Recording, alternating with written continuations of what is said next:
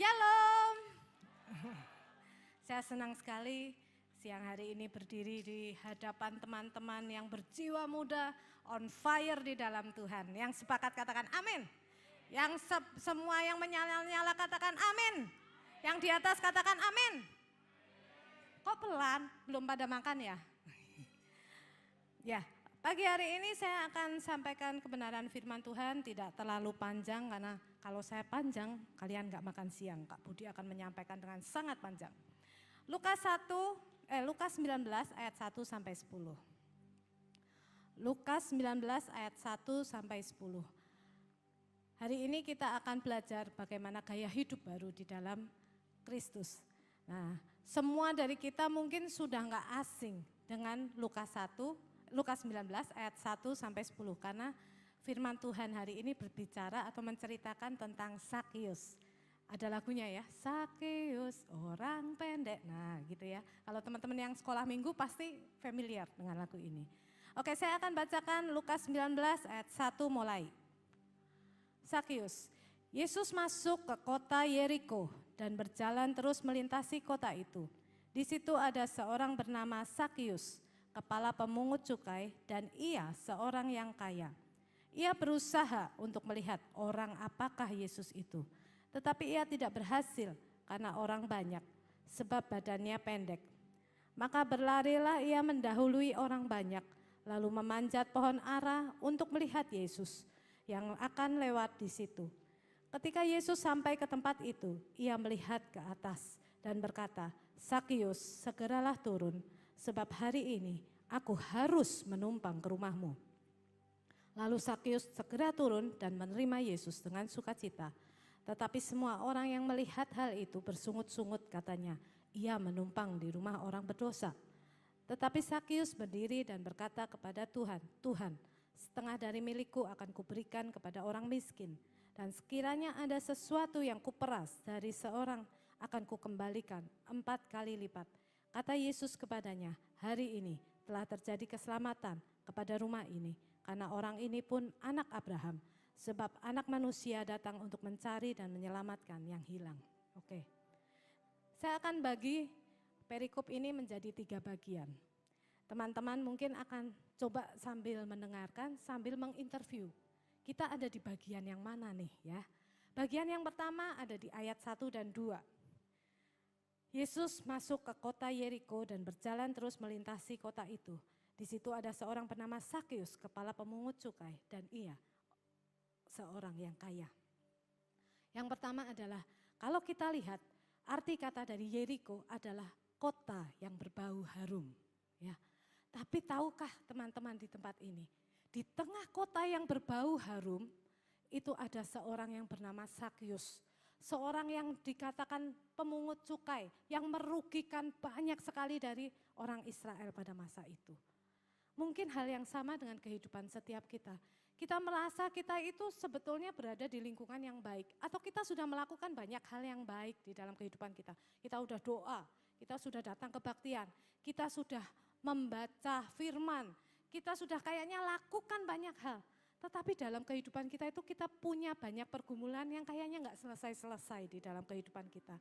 Lawannya dari harum itu saya cari-cari apa ya yang istilahnya anyir ya. Anyir, bau yang gak enak gitu ya. Nah teman-teman di sini coba introspeksi diri. Apakah engkau merasa hari-hari ini di dalam hatimu, di dalam hidupmu ada sesuatu bau anyir yang ada di dalam tubuhmu. Di dalam dirimu, di dalam hatimu. Kau punya sebuah dosa, kau punya kelemahan. Engkau merasa aku pengen lepas dari dosa ini. Aku pengen lepas dari kelemahan ini. Tapi kenapa gak bisa? Tapi salah satu berita yang penting yang teman-teman mesti dapatkan hari ini. Yang pertama adalah Yesus masuk ke kota Yeriko. Hari ini Yesus masuk di dalam kehidupan setiap kita. Dia tidak izinkan engkau dan saya berada di dalam keanyiran yang secara lama. Ya, Yesus pengen bawa terobosan dalam kehidupan setiap kita. Yang percaya katakan amin. Yang sepakat katakan amin. Ya, yang rindu mengalami terobosan teriakan amin. Yes, ya. Hal yang kedua, Yesus punya kerinduan loh menyelamatkan setiap kita, bawa keterobosan dalam kehidupan kita. Tapi apa yang harus jadi bagian kita? Bagian yang kedua adalah, kita lihat di ayat yang ketiga. Sakius berusaha untuk melihat orang apakah Yesus itu. Kita akan berhenti di situ. Sebuah kerinduan kecil untuk melihat orang apakah Yesus itu akan bawa terobosan di dalam kehidupan setiap kita. Itu bicara tentang apa? Kehausan kita akan Tuhan. Kehausan untuk kita itu, orang macam apakah Tuhan Yesus itu? Aku mau melihat Yesus. Aku mau ketemu dengan Yesus. Dan lihat apa yang Sakius, apakah benar Sakius itu merupakan orang yang haus dan lapar akan Tuhan? Kita lihat. Dia tidak berhasil karena orang banyak itu sebab badannya pendek. Dia punya banyak kelemahan, dia ada kelemahan dan orang banyak menutupi. Saya tuh sempat merenungkan firman ini, sebetulnya mungkin seringkali itu kita pengen menghadap Tuhan, tapi ada banyak yang menutupi kita. Apa orang banyak kita ketika kita ingin menghadap Tuhan? Medsos kita, Wapri kita, atau WA grup kita. Sometimes kita mau menghadap Tuhan di pagi hari, tiba-tiba karena kita kan hari gini kan seringnya baca Holy Gadget ya, firman Tuhan yang ada di Alkitab. Tiba-tiba mau baca Alkitab nih, atau mau nyalain lagu saat teduh nih, centing. Ada notif masuk dari orang banyak ya, menarik perhatian kita sehingga kita gagal melihat Yesus pagi itu. Tapi Sakius tidak berhenti dengan orang banyak. Dia naik ke pohon ara, dia tetap berusaha, dia menghiraukan orang banyak. Tujuannya apa? Dia ingin melihat orang apakah Yesus itu. Buat saudara dan saya, orang apakah Yesus itu? Apakah dia sahabatmu? Apakah dia Tuhanmu? Apakah dia Bapa dalam kehidupanmu? Dia akan jadi seperti apa yang kau rindukan. Amin. Maka berlarilah ia mendahului orang banyak, lalu memanjat pohon ara untuk melihat Yesus yang akan lewat di situ. Nah, berita baiknya, kehausan kita akan yang membawa terobosan. Yesus rindu menerobos kehidupan setiap kita. Kita mesti punya sebuah usaha, kita punya kerinduan untuk melihat orang apakah Yesus. Tapi hal yang ketiga, berita baiknya adalah ketika Yesus sampai ke tempat itu, ayat yang kelima. Ia melihat ke atas dan berkata, Sakius segeralah turun, sebab hari ini aku harus menumpang ke rumahmu. Hari ini juga Yesus akan menumpang ke rumahmu. Hari ini juga merupakan hari pembalikan keadaan dalam kehidupan setiap kita. Setiap kita yang lemah, hari ini katakan bahwa Yesus ada di dalam hidupku. Yesus bawa terobosan dalam hidupku. Yesus akan tinggal di dalamku dan aku tidak akan jadi sama lagi. Semua kelemahan itu menjadi berubah. Coba dilihat ya, yang ayat ketika Yesus tuh duduk-duduk di rumahnya Sakius ya. Tetapi Sakius berdiri, ayat ke-8, dan berkata kepada Tuhan, Tuhan, setengah dari milikku akan kuberikan kepada orang miskin. Dan sekiranya ada sesuatu yang kuperas dari orang yang kukembalikan 4 kali lipat. Perubahan hidup itu terjadi dan bisa dirasakan oleh sekitar kita ketika kita mengizinkan Yesus masuk ke dalam rumah kita. Yesus masuk ke dalam kehidupan kita, perubahan besar pasti terjadi. Sekitar kita pasti merasakan adanya perubahan di dalam kehidupan kita. Makanya kalau misalnya nih ya, ada kita, orang tiba-tiba diam, artinya orang lagi ngibahin kita, tiba-tiba diam gitu ya. Berarti kita tuh mestinya bertanya, apa ya, ada apa ya dengan hidup kita? Apakah Kristus belum terpancar di kehidupan kita ya? Nah, tadi ketika kita nyembah Tuhan tuh ingatkan satu. Jangan dikira kalau ketika Yesus sudah mau terobos hidup kita, terus itu semuanya secara mulus ya. Yang ayat ke-7 itu dikatakan, tetapi semua orang yang melihat hal itu bersungut-sungut, katanya ia menumpang ke rumah orang berdosa. Itu apa? Tekanan, intimidasi seringkali datang ke kehidupan kita. Tapi jangan takut, Yesus tetap menumpang ke kehidupanmu. Yesus tetap akan datang dan melawat hidupmu. Miliki kerinduan dan kehausan akan Tuhan. Yuk kita mau bangkit berdiri, kita mau sembah Tuhan. Sekali lagi, walk with you, talk with you.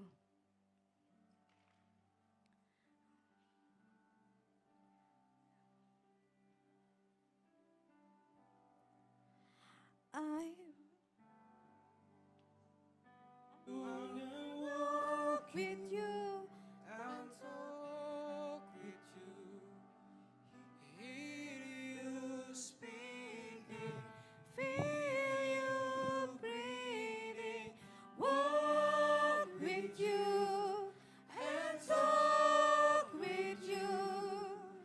Hear you speaking, feel you breathing, walk with you and talk with you. Hear you speaking, feel you breathing, walk. Yes, Lord.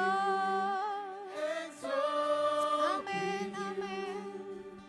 Hear you speaking, feel you breathing, walk with you and talk with you. Hear you speaking, feel you breathing, walk with you and talk. Yes, Lord. Hear you speaking, feel you breathing. Tuhan, siang hari ini kami mau bawa setiap pergumulan kami. Kami mau bawa Tuhan setiap kelemahan kami Tuhan. Dan siang hari ini Tuhan, kami katakan kami mau jalan dengan Engkau. Kami mau berjalan bersamamu Tuhan. Kami mau menikmati akan kehadiran-Mu. Bantu kami Tuhan untuk senantiasa kami nikmati kehadiran-Mu Tuhan. Yes Lord, yes Lord.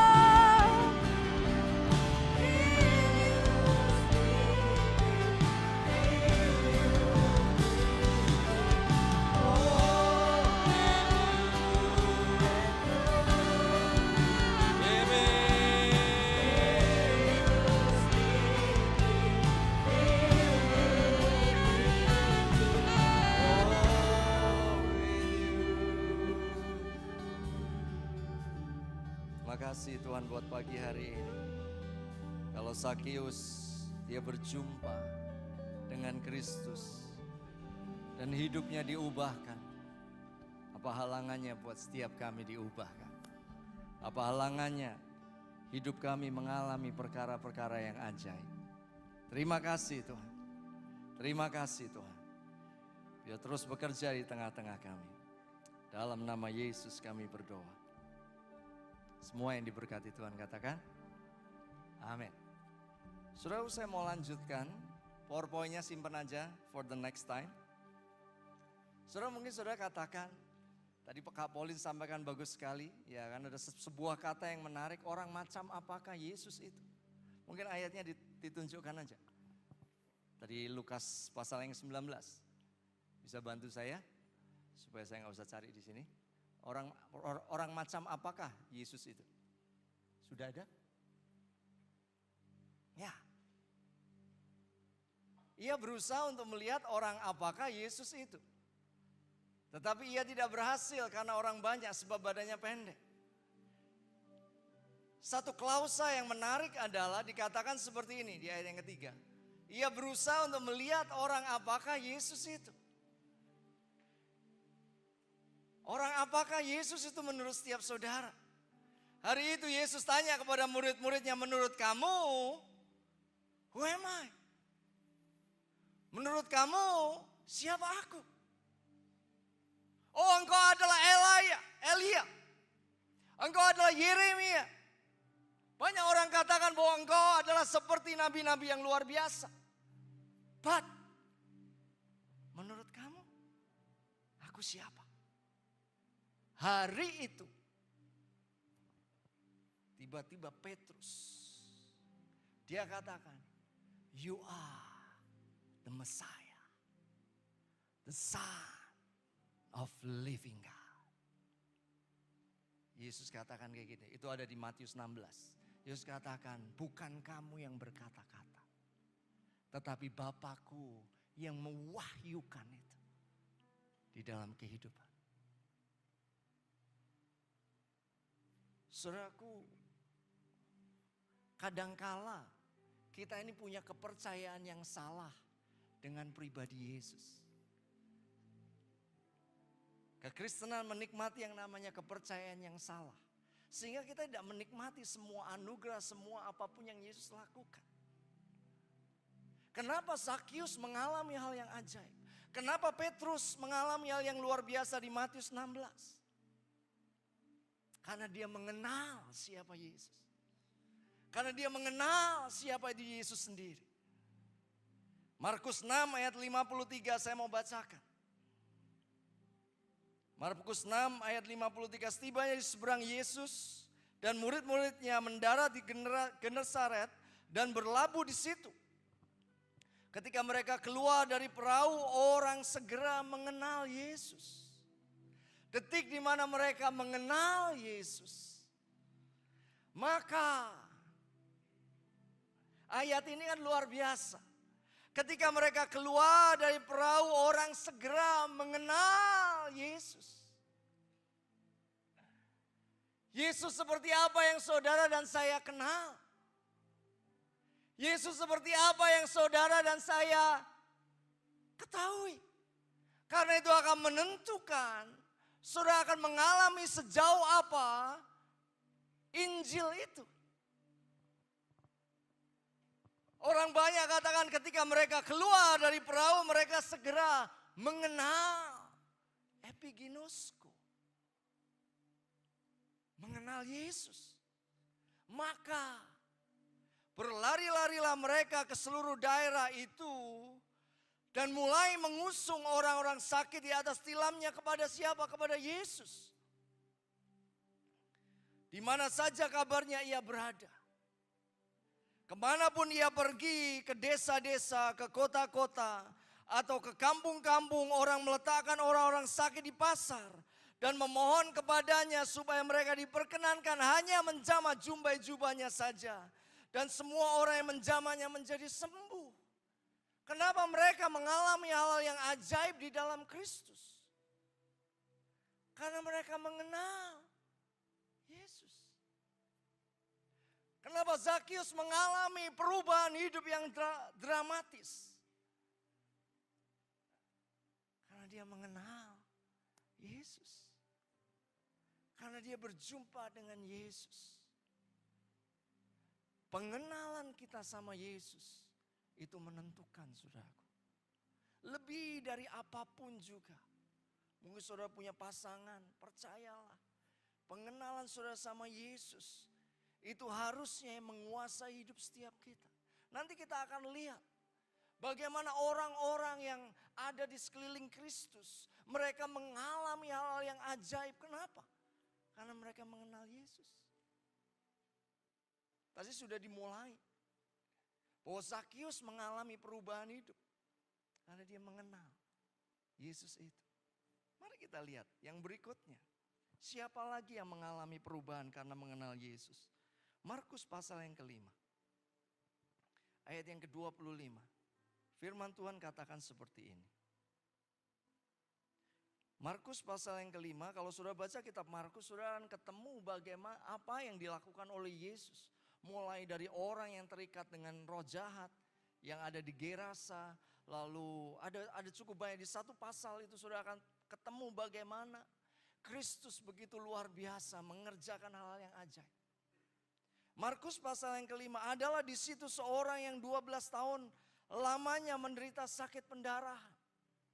Ini orang yang sudah tidak ada harapan. 12 tahun mens. Lama sekali. Rata-rata wanita mens itu cuma 7 hari. 1 minggu. Tetapi ini mens tidak pernah bisa berhenti. Itu kondisinya. Apapun yang menjadi kondisi setiap saudara, apapun yang menjadi kondisi buat keluarga setiap saudara, saudara mesti percaya. Belajarlah dan lihatlah apa yang dilakukan oleh perempuan ini. Kondisi yang kedua adalah ia telah berulang-ulang diobati oleh berbagai macam tabib. Dia sudah berulang-ulang. Udah pergi ke dokter A, dia pergi ke dokter kota C, dia pergi ke dokter kota B, tetapi tetap aja tidak ada perubahan. Tetap aja dia tidak mengalami pemulihan. Dia gunakan semua tabib yang terbaik mulai dari kota A mungkin sampai kota Z. Tetapi Alkitab katakan sehingga telah dihabiskannya semua yang ada padanya. Dia panggil semua tabib, dia gunakan semua instrumen investasinya, dia gunakan semua tabungannya, dia gunakan semua dananya, dia gunakan rumahnya, dia jual mungkin. Tidak ada data memang. Tetapi dia habiskan semua harta bendanya untuk ke tabib. Sehingga telah dihabiskannya semua yang ada padanya. Yang keempat, namun sama sekali tidak ada faedahnya. Namun sama sekali tidak ada perubahan. Namun sama sekali tidak ada yang bisa mengatakan bahwa kamu sembuh. Dokter sudah give up. Alkitab katakan tidak ada faedahnya. Malah yang kelima, sebaliknya keadaannya makin memburuk. Saya nggak tahu dengan apapun yang sudah hadapi. Tetapi perempuan ini tidak punya landasan apapun. Tetapi dia tidak berhenti di situ. Dia tidak berhenti merenungi nasibnya. Dia tidak berhenti katakan aku ini orang cilaka.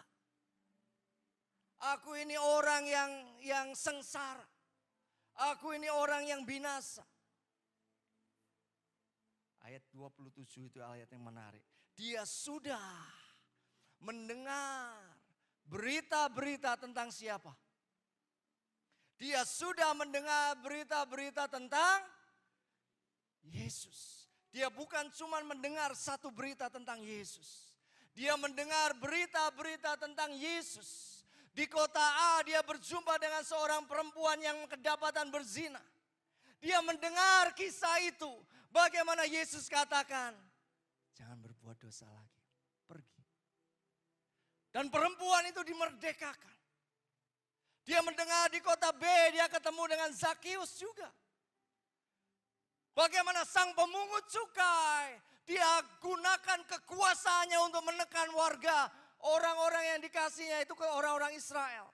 Dia peras mereka. Dan dia mendengar bagaimana Yesus mau menumpang di rumahnya. Dan Yesus sentuh kehidupannya. Dia mendengar di kota Z. Ada Bartimeus yang teriak-teriak. Yesus anak Daud, kasihanilah aku. Have mercy on me.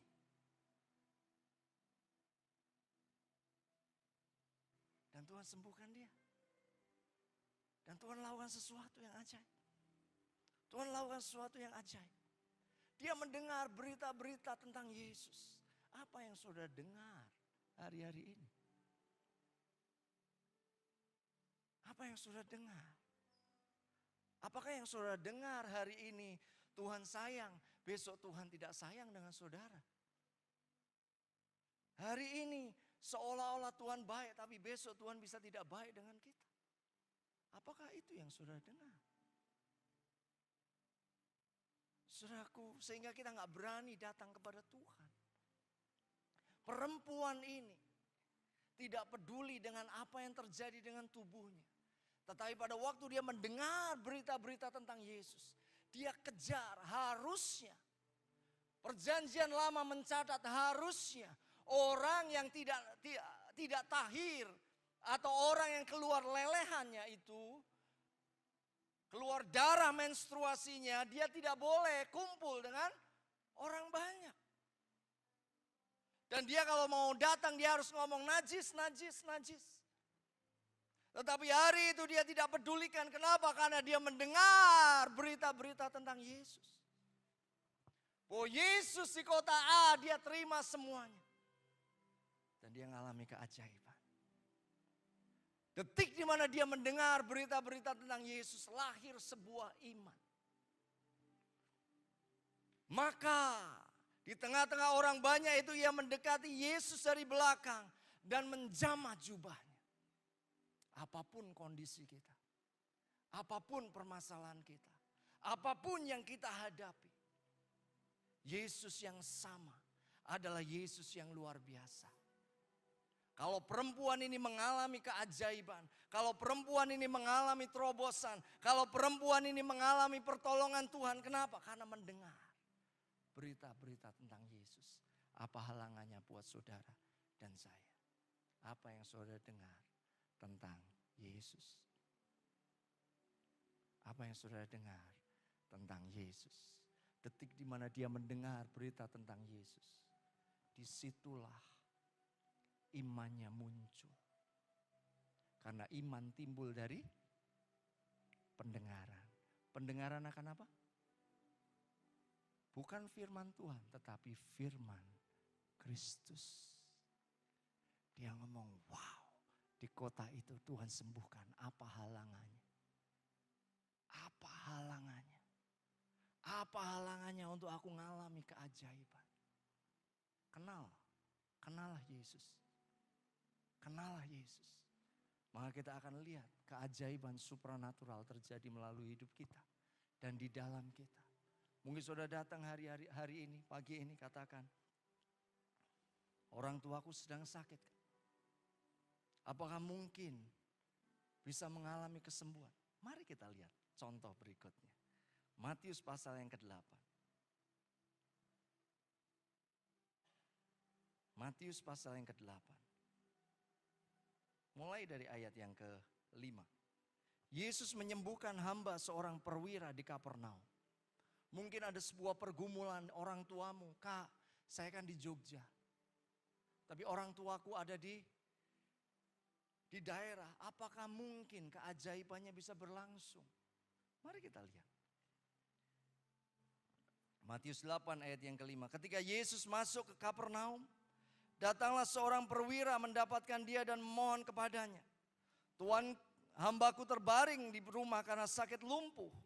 Dan ia sangat menderita. Yesus berkata kepadanya, aku akan datang menyembuhkannya. Tetapi jawab perwira itu kepadanya, Tuan, aku tidak layak menerima Tuan di dalam rumahku. Katakan saja sepatah kata, maka hambaku itu akan sembuh. Sebab aku sendiri seorang bawahan dan di bawahku ada pula prajurit. Jika aku berkata kepada salah seorang prajurit itu pergi, maka ia pergi. Dan kepada seorang lagi datang, maka ia datang. Ataupun kepada hambaku kerjakanlah ini, maka ia mengerjakannya. Setelah Yesus mendengar hal itu, heranlah ia dan berkata kepadanya, kepada mereka yang mengikutinya, aku berkata kepadamu, sesungguhnya iman sebesar ini tidak pernah aku jumpai dari seorang pun dari antara orang Israel. Aku berkata kepadamu, banyak orang datang dari timur dan barat, dan duduk makan bersama-sama dengan Abraham, Ishak dan Yakub di dalam kerajaan surga. Sedangkan anak-anak kerajaan itu dicampakkan ke dalam kegelapan yang paling gelap, di sana terdapat ratap dan kertak gigi. Kenapa perwira Kapernaum ini mengalami hal yang ajaib? Kenapa perwira Kapernaum ini mengalami hal yang luar biasa? Dan hambanya disembuhkan, padahal hambanya tinggal di rumahnya. Dia cuma katakan sepatah kata saja. Dia mengerti, dia mengenal, dia mendengar berita-berita tentang Yesus. Apa yang keluar dari mulut Tuhan, itulah yang menyembuhkan hamba itu. Apa yang keluar dari mulut Yesus, itulah yang menyembuhkan. Harusnya berita-berita tentang Yesus itulah yang saudara dan saya mesti renungkan. Harusnya berita-berita tentang Yesus itu yang memenuhi hati kita. Mungkin hari-hari ini saudara katakan, Kak, tahun depan resesi. Tapi di dalam Kristus kita mengalami yang namanya prosperity. Yang percaya katakan amin. Bagi Yesus tidak pernah mengalami yang namanya kekurangan. Sekalipun dia mengalami kekurangan, tetapi itu pintu masuk untuk dia mengalami keajaiban Tuhan yang luar biasa. 5 roti 2 ekor ikan. Dia mengerti bahwa cuma 5 roti 2 ekor ikan. Tetapi di dalam Yesus dia bisa memberi makan 5.000 laki-laki. Belum termasuk perempuan dan anak-anak. Mendengar berita-berita tentang Yesus. Itu membawa keajaiban di dalam kehidupan perwira Kapernaum. hambanya terbaring sakit. Tidak ada landasan untuk dia berharap. Tetapi dia percaya bahwa perkataan-perkataan Yesus itulah yang memulihkan. Yang membuat si lumpuh dan menderita itu dipulihkan, itu yang disembuhkan. Harusnya Kristus itulah yang memenuhi. Tiap pagi saudaraku, pada waktu saya bangun pagi, saya selalu katakan, itu kan ada lagunya bagus banget ya. Early in the morning ya. Itu kan early in the morning. Pada waktu pagi, saya cuma ngomong, Tuhan terima kasih buat penebusanmu yang sempurna. Terima kasih buat karya keajaiban dari darahmu yang begitu ajaib. Terima kasih buat darah yang tercurah di Kalvari buat aku. Sehingga pagi ini aku berjumpa dengan Engkau. Amin. Amin. Terima kasih Tuhan. Buat darah yang luar biasa. Yang membuat aku layak. Yang membuat aku benar. Yang membuat aku kudus. Yang membuat aku menjadi anak-anak Tuhan yang luar biasa. Dan tiba-tiba saya sudah bersama dengan Tuhan berdua. Amin. Amin. Apa yang saudara dengar tentang Yesus? Apakah Yesus menolak saudara masuk hadirat Tuhan? Siapa bilang? Dia tidak pernah menolak sama sekali. Saudara baca di kitab Injil, saudara tidak akan menemukan dia menolak kecuali kepada golongan, satu golongan saja. Farisi dan Saduki. Tapi selebihnya dia open his heart. Perenungan tentang Kristus, tentang kematiannya, tentang kebangkitannya, tentang penebusannya, itu harusnya yang memenuhi hati kita. Akhirnya saya mengerti kenapa beberapa tahun yang lalu Tuhan sembuhkan darah di atas kepala saya, di kepala saya. Hari itu saya berbaring dan saya cuma tiduran. Saya hanya mendengarkan firman. Saya hanya mendengarkan tentang apa yang Yesus lakukan buat hidup kita. Bagaimana aku menjadi anak Tuhan. Bagaimana aku mengalami penebusan. Bagaimana aku mengalami pemulihan. Bagaimana aku mengalami pengampunan dosa. Dan aku mengalami hal yang ajaib. Akhirnya saya semakin mengerti bahwa perenungan tentang Kristus itulah yang membawa kepada keajaiban. Amin. Mari kita lihat satu contoh lagi. Kisah Para Rasul. Kisah Para Rasul pasal yang ke-13. Kisah Para Rasul pasal yang ke-13 ayat yang ke-38. Kisah Para Rasul 14 maksud saya. Kisah Para Rasul 14 ayat yang ke-8. Di Listra ada seorang yang duduk saja karena lemah kakinya dan lumpuh sejak ia dilahirkan dan belum pernah dapat berjalan. Saudara, ini lebih parah lagi. Di Listra ada seorang yang duduk saja. Kenapa dia duduk saja? Karena, kalau bahasa Indonesiaan kayak gitu ya, karena lemah kakinya. Tapi bukan cuma lemah kakinya dan lumpuh. Sejak kapan dia lumpuh? Keterangan waktu, sejak ia dilahirkan. Dan belum pernah dapat berjalan. Ayat 9, ini ayat yang luar biasa. Itu tidak pernah bisa membatasi untuk dia mau mendengarkan berita-berita tentang Yesus. Ia duduk dan dia mendengarkan. Ia duduk dan dia mengamak, dia dengarkan dengan baik-baik apa yang disampaikan oleh Rasul Paulus. Ketika Paulus bicara. Dan ayat ini luar biasa. Dan Paulus menatap dia dan melihat bahwa ia beriman dan dapat disembuhkan.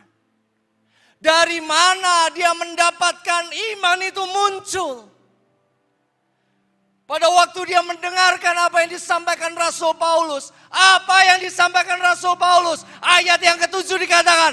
Di situ mereka memberitakan Injil. Apa itu Injil? Itulah yang dilakukan Yesus buat setiap kita. Itulah yang dilakukan Yesus 2000 tahun yang lalu buat setiap kita. Amin. Dia mendengarkan berita-berita tentang Yesus. Dia dengarkan apa yang disampaikan Rasul Paulus. Oh ada ya yang namanya Yesus yang melakukan keajaiban. Oh ada ya yang namanya Yesus yang mengampuni dosa. Dan dia mengalami kesembuhan. Di situ mereka memberitakan Injil. Lebih jelasnya apa? Baru Kisah Para Rasul 13. Ayat yang ke-38. Ini yang disampaikan Paulus ke kota-kota. Jadi ketahuilah saudara-saudara. Oleh karena dialah, oleh karena Yesuslah, maka diberitakan kepadamu pengampunan dosa. Perempuan ini mendengarkan tentang pengampunan dosa. Perempuan ini mendengarkan apa yang dilakukan Yesus 2000 tahun yang lalu yang disampaikan oleh Rasul Paulus. Dan perempuan ini mengalami keajaiban. Oh Yesus yang sama yang dia dengar. Memulihkan orang-orang yang lain. Dan akhirnya dia mengalami keajaiban. Di tangan ayat 39 dikatakan. Dan di dalam dialah setiap orang yang percaya beroleh pembebasan dari segala dosa. Yang tidak dapat kamu peroleh dari hukum Musa.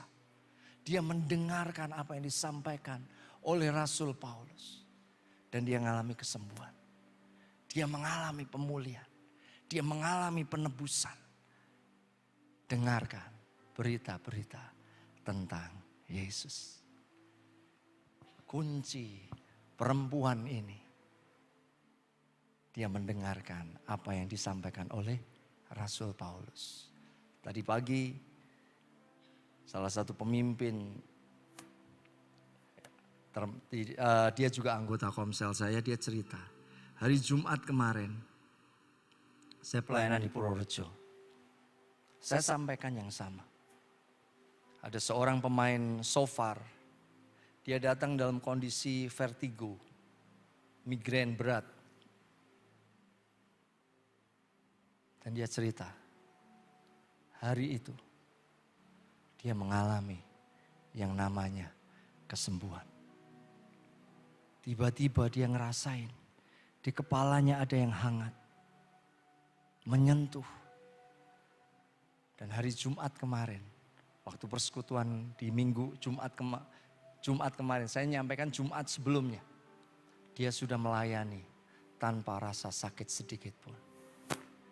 Berita-berita Yesus itu memulihkan. Berita-berita tentang Yesus itu menyembuhkan. Amin. Amin. Apa yang saudara dengar tentang Yesus? Apa yang saudara renungkan tentang Yesus?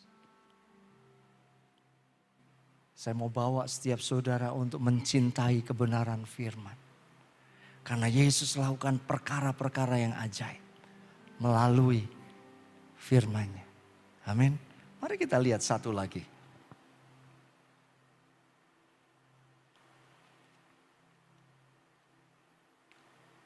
Matius 14 ayat 22 sampai 31. Matius 14 ayat 22. Matius 14 ayat 22.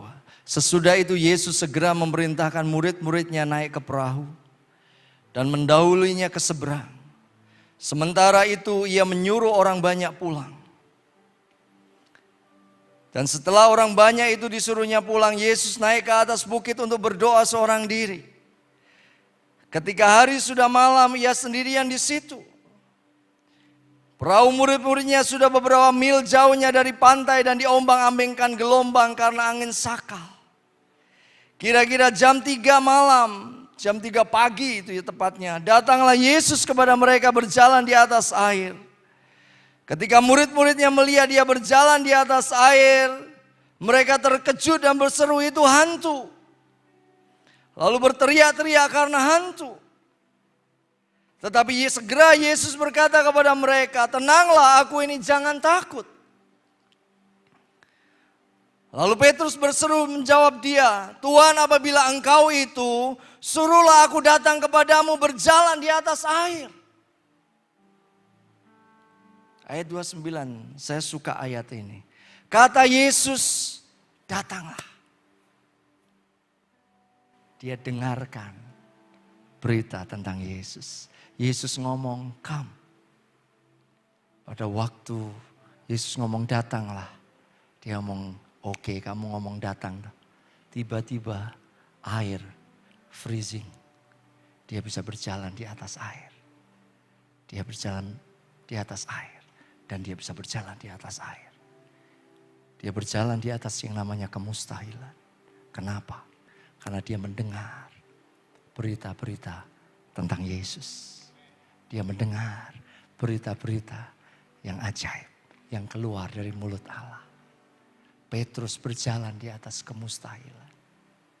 Iman itu bukan di iman-iman. Iman itu lahir karena engkau mendengar dari apa yang Yesus sampaikan. Petrus tahu, aku gak bisa. Aku gak bisa. Dia gak pedulikan semua penelitian orang. Bahwa berat jenis manusia gak mungkin bisa berjalan di atas air. Gak mungkin. Walaupun Febri lebih kecil dari saya, masukkan ke air, tetap aja dia tenggelam. Ya kan? Petrus mungkin lebih besar. Tapi dia gak pedulikan dengan semua penelitian yang ada. Yang mengatakan bahwa mungkin masa jenis tubuh manusia tidak bisa di atas air. Tetapi dia mengerti bahwa ada hukum yang lain. Itu perkataan-perkataan Yesus. Berita-berita tentang Yesus. Itulah yang membawa dia berjalan di atas kemustahilan. Apapun yang saudara hadapi. Apapun yang saudara alami hari-hari ini. Tantangan apapun. Belajar. Dengarkan apa yang Yesus katakan. Buat semua situasi saudara. Kak, kenapa kok aku belum dapat pasangan hidup? Ya mungkin belum aja. Nggak usah diselidiki. Kenapa ya? Kurang apa? Udahlah, tenang aja. Itu artinya saudara mesti bersungguh hati layani jiwa-jiwa terlebih dahulu. Ya dong. Sentuh kehidupan banyak orang terlebih dahulu. Sebelum nantinya, setelah saudara diberkati, saudara boleh menyentuh istri saudara. Setelah diberkati, bukan pada waktu saudara membangun hubungan. Ya kan? Amin. Apapun kondisi saudara, dengarkan apa yang Yesus katakan. Petrus ngerti. Dia mau gak mungkin. Aku ahli, nelayan, jago nih. Tetap aja. Pada waktu dia mendengarkan, Yesus katakan, dia bisa berjalan di atas air. Sepanjang saya mengikut Tuhan, cuma ada 2 tempat orang berjalan di atas air. Yang pertama adalah kisah Petrus, yang kedua adalah kisah di Zoe. Bagaimana ada orang yang berjalan di atas air, itu bukan semua orang. Ada orang yang bisa berjalan karena keajaiban Tuhan. Amin. Dia mendengar apa yang Yesus katakan. Yang terakhir, mari kita lihat. Lukas pasal yang kelima. Lukas pasal yang kelima.